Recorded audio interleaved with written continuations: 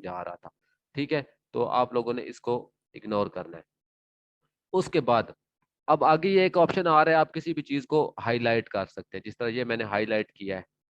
कोई कोई भी चीज हो आप उसको हाईलाइट हाईलाइट कर सकते हैं। फर्ज क्या, इसको मैं हाईलाइट करता हूँ, इसका कलर इस तरह ये कर देता हूँ। आप किसी भी लफ्ज को या कोई खास लफ्ज या कोई लाइन या किसी पैराग्राफ को हाईलाइट करना होता है, बैकग्राउंड पे उसके व्हाइट या ब्लैक आप कोई भी शेड डाल सकते हैं, लेकिन हमने ब्लैक कलर यूज करने हैं जो जिन किताबों का हमने काम करना है। तो बाकी ये सारी चीजें आप अपनी मर्जी के हिसाब से यूज कर सकते हैं। फर्ज का किसी किताब किताब किसी क्लाइंट की या किसी डॉक्यूमेंट को आप फॉर्मेट कर रहे हो, तो एक ये चीज होगी। अभी इसको मैं फॉर्मेटिंग इसकी क्लियर कर रहा हूँ। अच्छा, उसके बाद आगे एक फंक्शन नजर आ रहा है ये वाला, सॉरी ये वाला, इसका मतलब है कलर। आप अपने अल्फाज को कोई भी कलर दे सकते हैं, जिस तरह ये मैंने अभी रेड कलर दे दिया आपके सामने। ठीक है, उसके बाद अब हम बढ़ते हैं आगे। अब इसको वापस मैं ब्लैक कर देता हूँ ऐसे नॉर्मल। अब ये आपको एक फंक्शन नजर आ रहा है, इसको कहते हैं बुलेट। ये मैं अभी आपको करके दिखाता हूँ। एक मैं छोटी थोड़ी सी तरतीब बना लूँ खुद ही, जैसे ये बना देता हूँ मैं, ये इस तरह कर दिया है। फर्ज किया, देखिए किताब की जब आप फॉर्मेटिंग कर रहे होंगे आपकी सिचुएशन मुख्तलिफ होगी, तो उसके हिसाब से आप ये सारे सारे फंक्शन अप्लाई कर रहे होंगे। फर्ज किया ये है, इनको मैं कोई बुलेट पॉइंट देना चाहता हूँ, ये देखें इस तरह आप इनको बुलेट कर सकते हैं। ठीक है, इसके अंदर आगे बुलेट के मजीद स्टाइल भी हैं, ये सारे मुख्तलिफ किस्म के आप यूज कर सकते हैं, ये आप पे डिपेंड करता है।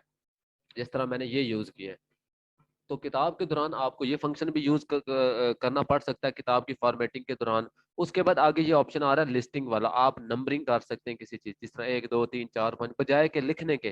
ठीक है, उसके बाद आगे मजीद स्टाइल भी है इसके, ABC वाले भी हैं, तो एक ये वाला फंक्शन भी है। उसके बाद आगे ये तीसरा एक फंक्शन आ रहा है मल्टी लेवल वाला, ये अभी हम यूज नहीं करेंगे, ये जब हम फॉर्मेटिंग करेंगे तब इसके बारे में आप लोगों को बताऊंगा, अभी इसकी जरूरत नहीं है तो आप कंफ्यूज हो जाएंगे।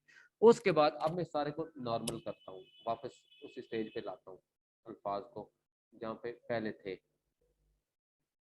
अब इसको वैसे बराबर कर देता हूँ।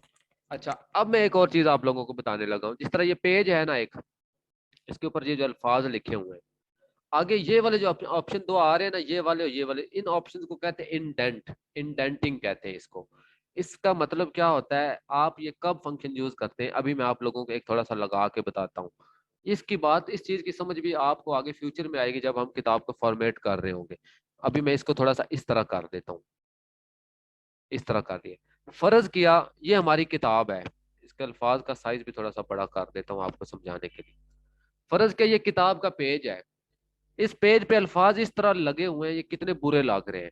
तो फॉर्मेटिंग का मतलब ये है कि मसाइल को हल करके एक तरतीब बनानी है अल्फाज की। ये पेज की साइड पे सारी जगह खाली पड़ी है, अक्सर ऐसे होता है कि अल्फाज एक साइड पे निकले होते हैं या इधर उधर फैले होते हैं, उनको इंडेंटिंग उनकी हुई होती है, मतलब इंडेंट हुए हुए होते हैं वो अल्फाज। तो उनको ठीक करने के लिए, ठीक कब होंगे, फॉर्मेटिंग का मतलब ही यही है कि अल्फाज को पेज की स्पेस के मुताबिक एक अलाइनमेंट में, एक तरतीब में इस तरह निखार देना कि वो पढ़ने के काबिल बन जाए। अगर प्रिंट, फर्ज की अगर ये किताब होती, ये प्रिंट हुई होती, इसका 100 पेज होता, तो सारे के अल्फाज इस तरह लिखे होते पूरी किताब के, एक साइड सारी खाली होती पेज, तो क्लाइंट को कितना गुस्सा आता।